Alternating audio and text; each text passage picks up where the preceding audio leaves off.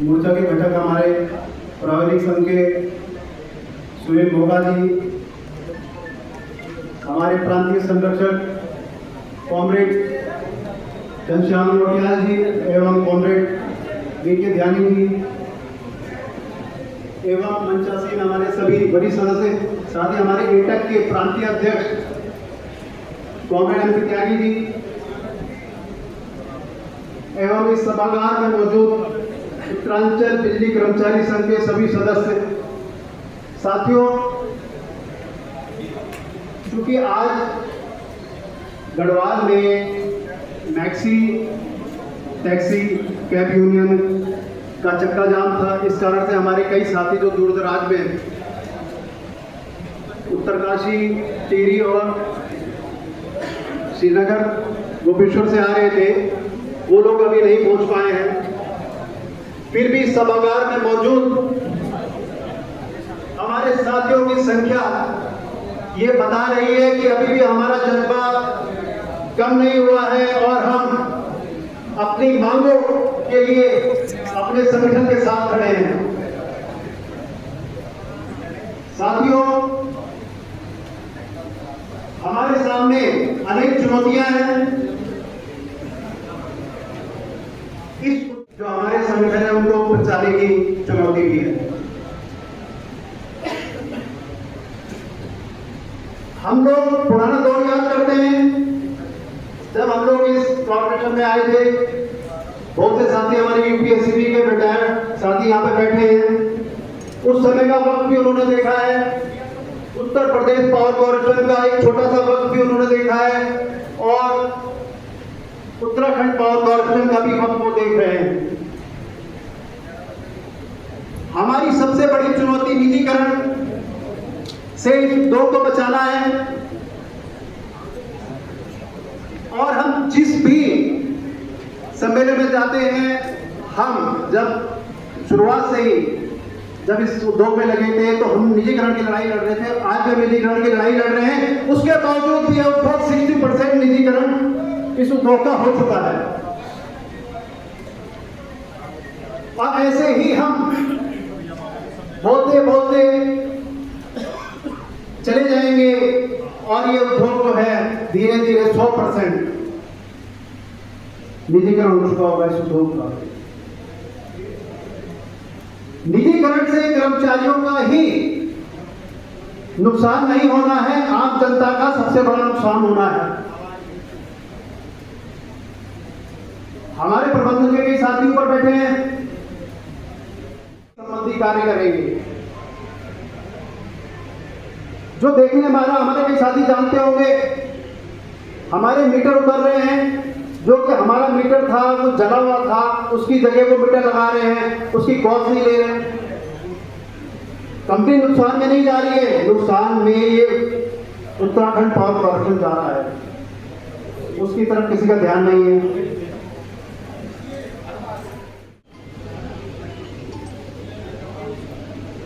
ऐसे ही कई जगह बिजली का ठेके में दे दिए गए हैं। वहां पे हो गया रहा है कि जहां हमारा मेंटेनेंस, हमारे जो कर्मचारी थे, उतने कई कर्मचारी ज्यादा काम करते हैं, हमारा मेंटेनेंस जो 1 लाख में हो रहा था वो 3-4 लाख में हो रहा है। उसके बावजूद भी या तो पहले की व्यवस्था थी, जब हमारे परमानेंट कर्मचारी थे, कम से कम उन्हें जानते तो थे, फोन करके बुलाते थे और रात बिरात आ जाते थे।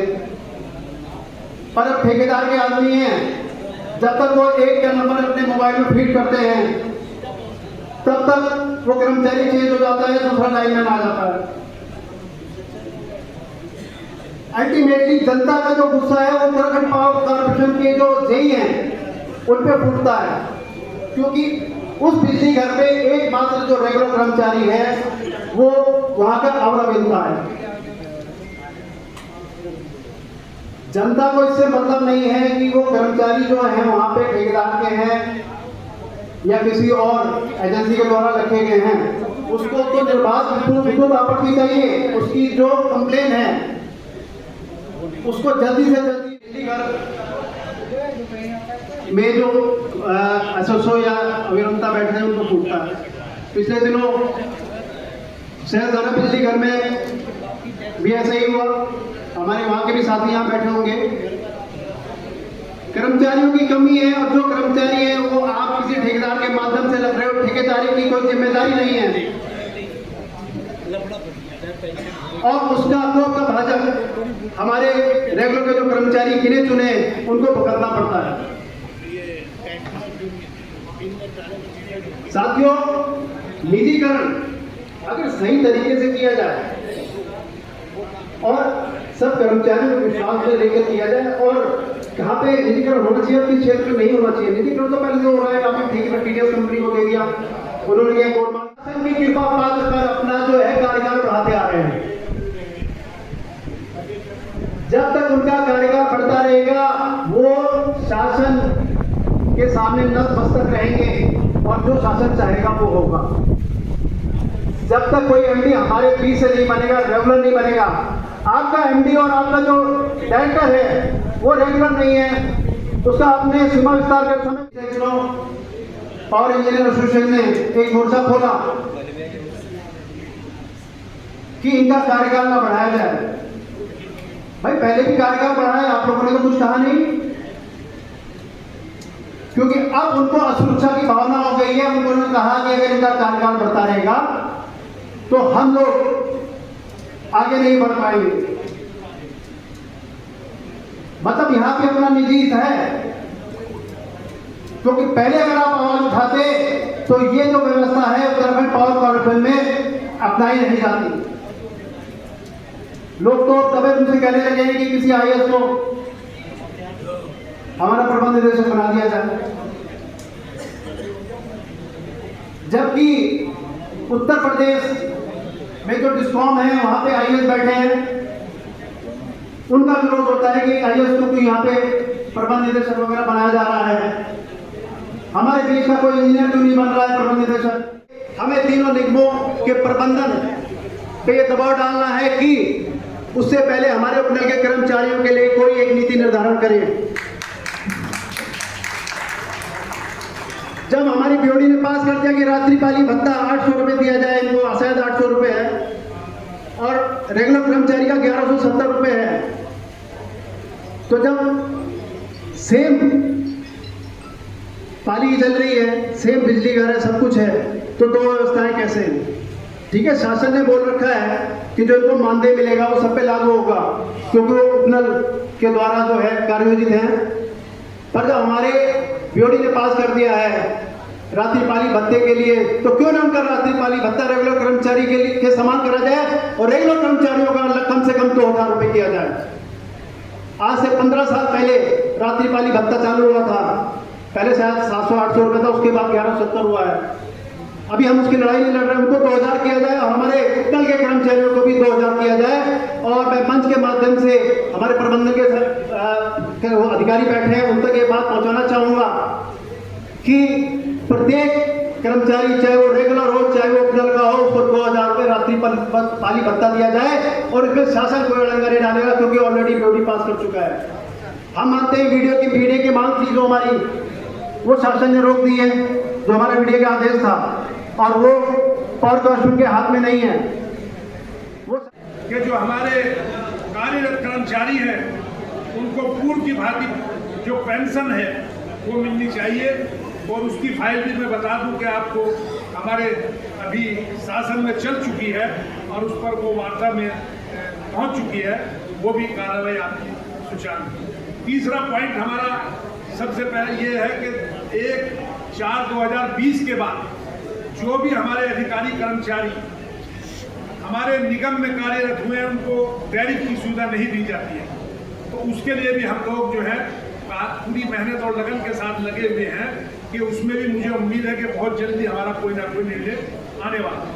तो इसी के बावजूद हमारा एक ये है कि जो ग्रेजुएटी सेंट्रल गवर्नमेंट ने और स्टेट ने अपने सभी कर्मचारियों को 20 से 25 लाख की है, लेकिन हमारे निगमों में अभी भी वो 20 लाख है, और उसके लिए हमने पूरा प्रयास जारी है, क्योंकि हमारे जितने भी कर्मचारी रिटायर हो चुके हैं उनको आज भी 20 लाख रुपए मिलते हैं, जबकि जो 7th पे कमीशन है उसके अंदर बहुत क्लियर आदेश हो चुका है कि वहाँ पर 20 लाख से 25 लाख आपकी ग्रेजुएटी दी जाएगी। लेकिन वो अभी तक हमारे यहाँ निगमों ने आदेश किया, निगमों ने आदेश करने के बाद हकदारी ने उसको रोक दिया। हकदारी में जब हम लोग गए, डायरेक्टर से मिले, बातचीत की, तो उन्होंने कहा कि आपका जो है आदेश, जब तक निगमों का आदेश भारत सरकार नहीं कर देगी या उत्तराखंड सरकार नहीं कर देगी, जब तक आपको जो है 20 से 25 लाख का ये बेनिफिट नहीं। बातचीत हुई थी, ऊर्जा सेल की बातचीत हुई थी कि हमारे जो ऊर्जा भत्ता और पानी भत्ता जो बढ़ाया गया है, वो SHG वालों का भी पानी भत्ता, ऊर्जा भत्ता बढ़ाया है। BOD में गया, BOD से वापस आया कि इसको NRC में भेजिए। अब वो NRC कमेटी जो है उसमें 6 IAS है, निगम का सिर्फ 1 अधिकारी होगा। हर चीज जो भी आपकी होगी वो पहले NRC में जाएगी, NRC के बाद BOD में जाएगी, BOD के बाद वो शासन में जाएगी, शासन के बाद वो वित्त में जाएगी। जब वित्त से वो क्लियर होगी तो तब आपका आदेश जारी होगा, नहीं तो कोई आदेश जारी नहीं होगा। बहुत क्लियर बात है। मैं ये कहूँ कि MD से मैं कुछ करा लूँगा या मैं डायरेक्टर से कुछ करा लूँगा या मैं फला से कुछ करा लूँगा, लेकिन मैं आपको फिर भी ये बताना चाहता हूँ कि हमारे एक NPPS है जो हमारे 20 से गए, और आज वो सबसे पहले जो आदेश करते हैं पूरे उत्तराखंड के अंदर, जैसे ही शासन का आदेश होता है, मैं कहता हूँ शायद 5 या 10 मिनट लगती होगी, या वो पहले से आदेश बना के रखते हैं, बस उस पर साइन कर देते हैं कि हमने ये कर दिया। ये का होगा तो सबसे पहले 1000 या 30,000 रुपये पेमेंट करता है हमारा निगम, एक आदमी, और वो उसको कितने देता है? उसको 5,000 देगा, 6,000 देगा, 7,000 देगा, मुश्किल से ज़्यादा से ज़्यादा लड़ा के वो 10,000 देगा। लेकिन उसको किसे देखना है? जो वहाँ का जूनियर इंजीनियर है, जो एजुकेटेड इंजीनियर, जो SDO है, उसको ये देखना है कि मेरे जो एक कर्मचारी है रात दिन जो मेहनत करता है, इसको कॉन्ट्रैक्टर कितना पैसा दे रहा है। अगर वो अपनी ईमानदारी पा जाएगी तो 1 पैसा नहीं कर सकता, लेकिन कोई नहीं देखता। अब वो नहीं देखते तो आज की स्थितियों में ये स्थिति बन चुकी है कि सेल्फ हेल्प के लोग या कॉन्ट्रैक्टर के लोग, हमने डिमांड रखी है कि चाहे वो कॉन्ट्रैक्टर का हो, चाहे सेल्फ हेल्प का हो, चाहे उपनल का, अगर उसकी डेथ हो जाती है तो उसको 50 लाख रुपए, कम से कम 50 लाख। तो 50 लाख का उन्होंने कहा कि भाई आप कोई स्कीम लाइए। अब वो स्कीम लाए, एक स्कीम लेकर आए हैं, वो स्कीम शायद मैं समझता हूँ कि शायद इस BOD में जाएगी आने वाली में, या उससे अगली में चली जाए। उपनल ने तो कर दिया अपने यहाँ, उपनल ने कहा मैं 50 लाख दूंगा, उपनल में तो हो चुका, लेकिन हमारे जो निगम है उनमें अभी तक आदेश, उन्होंने कहा कि हमने भी वो आदेश एक्सेप्ट कर ली जो उपनल लगी है। इसी तरह SHG के लोग हैं, कॉन्ट्रैक्टर के लोग हैं, उन सब की जो है व्यवस्था, उनके घर का, उनका परिवार का, कि अगर कोई डेथ हो जाती है, आज की तारीख में सबसे ज़्यादा डेथ मैं देता हूँ जो उपनल के जो हमारे कर्मचारी है, SHG के हैं, जो कॉन्ट्रैक्टर के हैं, वही लोग होते हैं कि खंभे पे वही चढ़ते हैं, काम वही करते हैं, रात दिन मेहनत करते हैं, वसूली वो करते हैं, राजस्व वो लाते हैं, कनेक्शन वो काटते हैं, पिटते वो हैं। हमारा जूनियर इंजीनियर SDO है, वो लोग पिटते हैं। लेकिन उसके बावजूद भी हमारी जो व्यवस्थाएं हैं, हमने ये डिमांड भी रखी है कि भाई जो फील्ड में हमारे कर्मचारी काम करते हैं, उनकी सुरक्षा के लिए आपने क्या किया, उनको कितनी फोर्स मिलनी चाहिए, वो किस तरीके से वहाँ जाना चाहिए। तो ये सारी चीज़ों को लेकर हमारा पूरा मंथन हुआ, बातचीत हुई और बातचीत होती रही।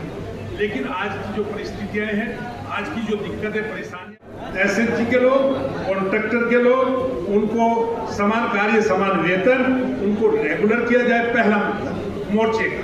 दूसरा मुद्दा हमारा ये है कि 31 सितंबर तक 2005 तक जो लोग कार्यरत हैं उनको OPS की सुविधा प्रदान की जाए। तीसरा मुद्दा हमारा है 1/4/2020 के बाद जिन लोगों को टैरिफ की सुविधा नहीं दी जाती है, वो टैरिफ की सुविधा उनको मिलनी चाहिए। चौथा मुद्दा हमारा है कि जो 20 लाख से 25 लाख ग्रेजुएटी सारे सभी विभागों में मिल जाए, सिर्फ निगमों को छोड़कर, वो भी ऊर्जा निगम, 3 और निगम को छोड़कर, तो हमने वो कहा कि हमारा 20 लाख से 25 लाख हमारी ग्रेजुएटी की जाए। कितनी बार अनिल यहाँ पर आए मिश्रा जी हमारे, मैं इनका धन्यवाद करता हूँ, तो इनसे मेरी वार्ता। चलो रेगुलर न करें, लेकिन इनकी तनख्वाह तो बढ़ा दें, लेकिन ऐसा भी कुछ नहीं है। इनकी तनख्वाह भी बढ़ाना, 12-15 हज़ार में काम करना, इनका शोषण करना, इन मजदूरों का शोषण करना, ये बहुत गलत बात है। हम चाहते हैं, सरकार से मांग करते हैं, जो हमारे संविदा कर्मचारी हैं, जो हेल्थ कर्मचारी हैं, इनको यथावत, इनको जल्दी से जल्दी इनको रेगुलर किया जाए या इनका जो मानदेय है इसको बढ़ा दिया जाए।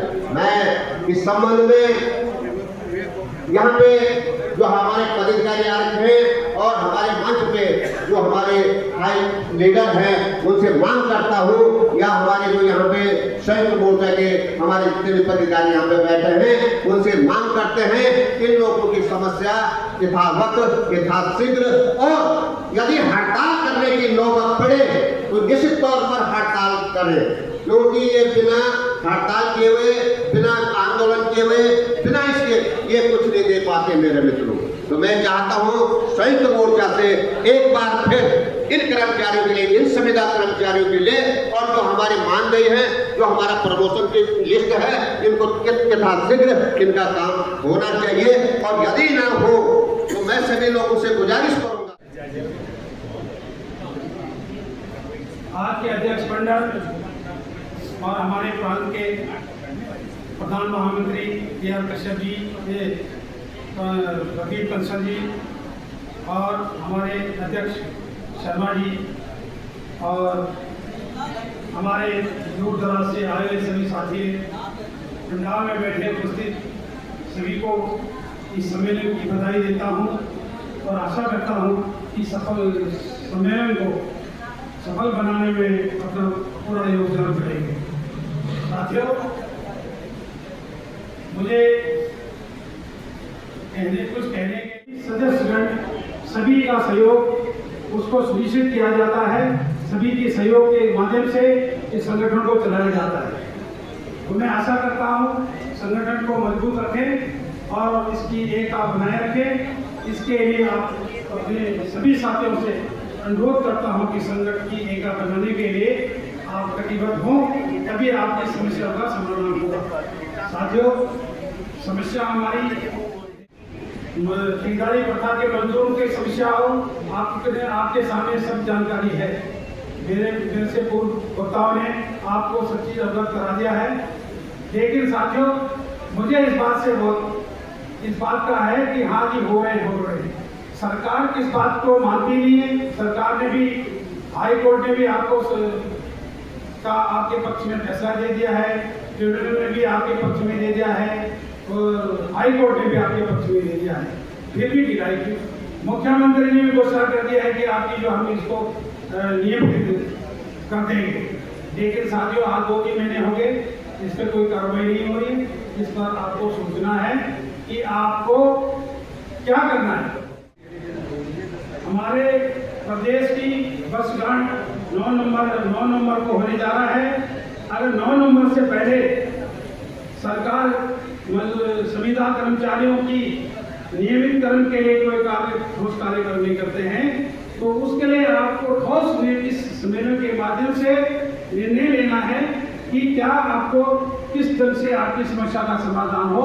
उससे के लिए एक कटिबद्ध होकर आपको आह्वान करना पड़ेगा, तभी जाके आपकी समस्या का समाधान हो सकता है। साथियों, जब तक बच्चा रोता नहीं है तब तक माता जो है दूध नहीं पिलाती। इस बात के गवाह हैं कि जो आज के सम्मेलन की शुरुआत हुई और प्रथम सत्र जिसके उपरांत भोजन हुआ, भोजन के बाद में ये द्वितीय सत्र चल रहा है, बहुत भव्यता के साथ में अपनी पूर्णता की ओर अग्रसर है। साथियों, हमारे उद्घाटनकर्ता श्री महेंद्र राय जी उत्तर प्रदेश से हमारे इस सम्मेलन को संबोधित करने के लिए आए। मैं उनका विशेष रूप से आभारी हूँ। और जो भी अतिथि जिनको हम निगमों के प्रबंध निदेशक जिनसे फोन पे संपर्क हो गया था, वो किन्हीं कारण क्या, मेन कारण यही है कि सचिवालय में इन लोगों को कभी भी बुला लिया जाता है और ये लोग उस बात को ज़्यादा महत्व देते हैं बना साहब अपने कर्मचारियों के बीच कि कंसर जी मैं किसी वजह से नहीं आ पा रहा, लेकिन मैं अपने अनुपम सिंह जी को जो मेरे मुख्य अभियंता हैं उन्हें और जो वहाँ पे उप महाप्रबंधक HR हैं उन्हें भेज रहा हूँ अपनी शुभकामनाओं के साथ में, तो आप उन शुभकामनाओं को स्वीकार करना। साथियों, उस व्यक्ति ने 2 गेट अपने मतलब डिक्टेशन से लिखवा के यहाँ भिजवाई, जिसको वो उन्होंने सूक्ष्म रूप से यहाँ पे पढ़ा, लेकिन उसने अपने विधिवत साइन करके उन 2 पेजों पे आपके कार्यक्रम के लिए भेजा।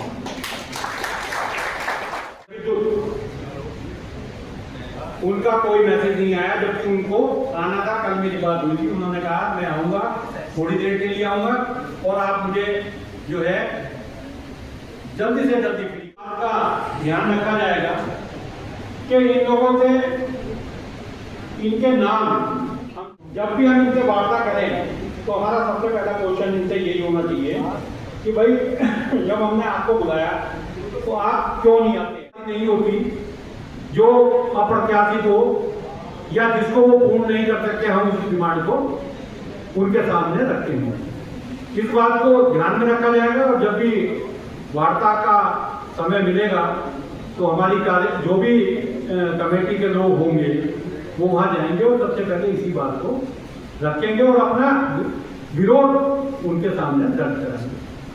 साथियों, सभी लोगों ने अच्छे ढंग से सम्मेलन को संबोधित किया, सबने अपनी अपनी बातें रखी। हमारा जो ये हमेशा हर दूसरे साल में जो ये सम्मेलन होते हैं और हमारे ही जो और संगठनों के भी सम्मेलन होते हैं, उनका मेन उद्देश्य यही है कि वहाँ पे हमारे प्रतिष्ठान से जुड़े हुए लोग इकट्ठे हों, अपनी समस्याएं रखें कि हाशिए पे जाने वाली बात होगी। हमें बड़ा खराब लगता है क्योंकि वो भी एक यूनियन से जुड़े हुए लोग हैं और हम नहीं चाहते कि हमारा कोई संगठन कम हो, कमजोर हो। वो हमारे बीच में हमारे साथ में पहले संयुक्त मोर्चे में थे, आज वो एकता से मतलब वो मोर्चे में थे तो उनकी बात की सुनवाई वैसे ही होती थी जैसे औरों की हो रही है, लेकिन उनके यहाँ प्रमोशन को लेके एक द्वंद हुआ और उन्होंने ये कहते हुए कि मोर्चे ने हमारा साथ नहीं दिया, दूसरा पक्ष कह रहा हमारा साथ नहीं दिया। भाई मोर्चे को तो वो काम करना है ना जो सब हित में हो। मोर्चा कोई एक काम, ऐसा तो काम कोई करेगा नहीं जो एक आदमी के फेवर में हो। तो उन्होंने कुछ महसूस करा और उन्होंने विड्रॉ कर लिया। हमारा फिर भी प्रयास है कि हम लोग उनसे लगातार संपर्क बनाए हुए हैं कि वो अपने मोर्चे से जुड़े हैं। आज की डेट में जो स्थिति है वो ये है कि कोई भी संगठन है, बड़ा है छोटा है, 5 आदमियों का भी संगठन है हमारे कॉर्पोरेशन, उनका भी नाम जो आता है वो मोर्चे की वजह से ही आता है। अगर वो 5 आदमी कहीं जाएं तो मैं समझता हूँ उनके नज़दीक भी ना लगेगा। लेकिन हम जो कुछ भी हैं वो संगठन के कारण, संगठन से नहीं, संगठन हम सब लोगों का है और वो तभी जीवित रहेगा जब हम सब लोग एकजुट होकर रहेंगे। साथियों, कभी कभी ऐसा भी होता है कि कुछ चीजें जो आदमी नहीं भी सोचता वो भी हो जाती है और उसे क्रिटिसाइज झेलना पड़ता है। कई लोग इस बात से बड़े आहत हैं कि हमारा नाम पोस्टर पे नहीं है। कुछ लोग इस बात से आहत हैं कि ये जो डिमांड चार्टर है इसमें हमारी डिमांड नहीं है। और ऐसा भी नहीं है कि उन लोगों को कन्विंस नहीं किया गया, फोन आए उनके कि हमारा नाम नहीं है। तो मैंने कहा ऐसी कोई बात नहीं है कि आपका नाम जानबूझ के कोई छोड़ा गया हो या इसमें किसी का कोई इंटरेस्ट हो, ऐसा कदापि नहीं होता। और ये मैं ही नहीं कह रहा, आप किसी भी संगठन में देख लो, सबके तो नाम पोस्टर पे आने के नहीं, सबकी डिमांड पोस्टर पे नहीं आने की। और पोस्टर की पे जो डिमांड हम लिख देते हैं वो कोई हमारा आखिरी एजेंडा नहीं होता। भाई आज इस डिमांड चार्टर को, और अब तो उनके रिटायरमेंट भी होने लगे भाई, 2-3 आदमी ऐसे जो रिटायर हो गए, तो बड़ा कष्ट का विषय है। वो लोग बेचारे खाली आ जा रहे हैं। लेकिन संविदा के साथियों से भी एक अनुरोध करना होगा। अभी हमने 95 लोगों का एक केस जो है वो देहरादून श्रम विभाग वो कोर्ट से जो है न्यायालय से जीता। उसमें सबसे अच्छी बात ये रही कि कारपोरेशन उसे लेके हाई कोर्ट वगैरह नहीं गया, क्योंकि उसमें हमने कैबिनेट भी लगा रखा था। अगर कारपोरेशन जाता तो हम हमारा मतलब बुलाते हमारी भी सुनवाई होती, तो वो खैर कारपोरेशन उसमें नहीं गया। इसी तरीके से जो हल्द्वानी में टनल है उसमें हमारा 523 लोगों का मुकदमा चल रहा। अब उस 523 के मुकदमे में भी 1 या 2 तारीख लगनी है और मेरा पूर्ण विश्वास है कि वो भी फैसला हमारे हक में आएगा और हमारे जो संविदा के साथी हैं इनके लिए कारपोरेशन में लड़ाई लड़ी जाएगी और ये लोग निश्चित रूप से कामयाब होंगे। आप लोग विश्वास रखते हैं।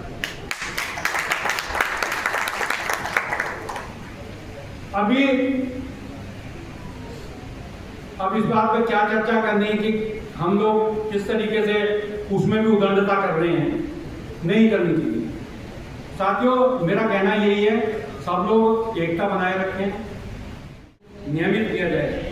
संविदा कर्मी लड़ भी रहे हैं, परंतु इनके कई खेमों में बटे होने के कारण ही इनकी लड़ाई अंजाम तक नहीं पहुंच पा रही है।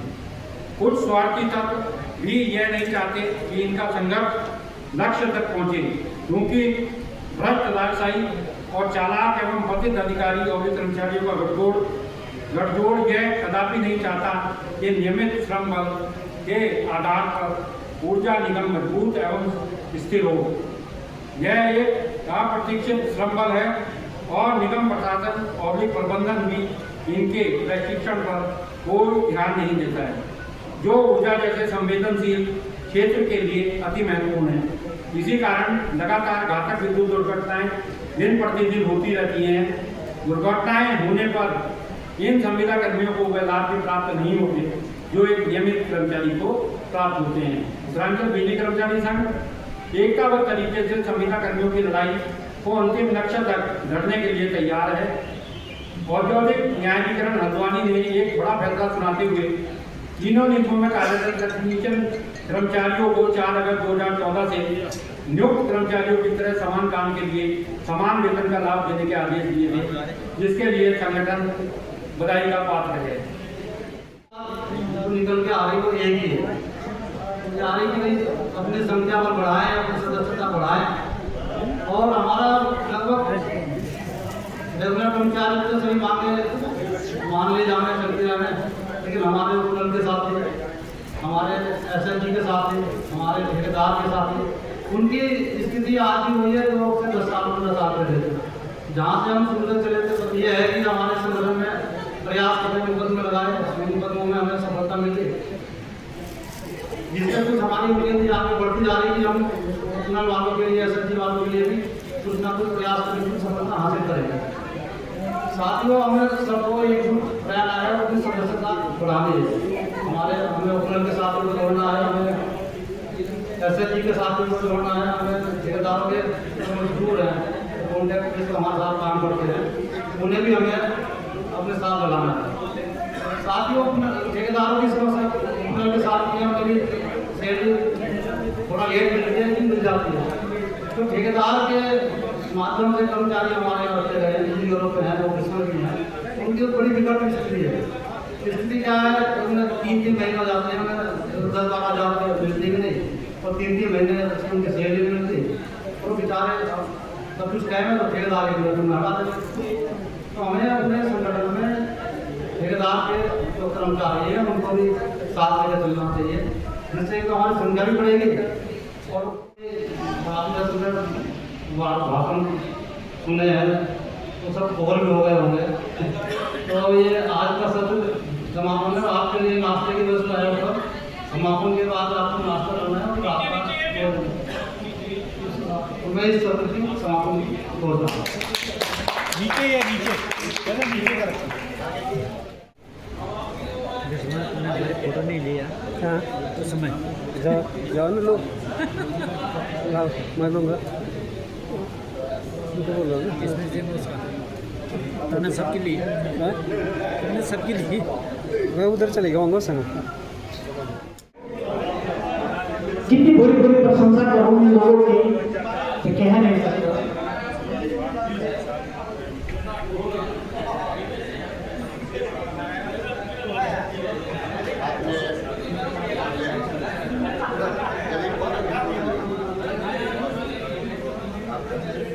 और कल सुबह 10 बजे पुनः 9 बजे ये सत्र फिर शुरू होगा। तो तब तक के लिए आप लोग स्वतंत्र हैं और रुड़की की सड़कों का और बाजार का आनंद लीजिए, गंगा नहर की ठंडी हवा का सेवन कीजिए। बस इसी दुआ के साथ अगले दिन सुबह मिलने का इंतजार।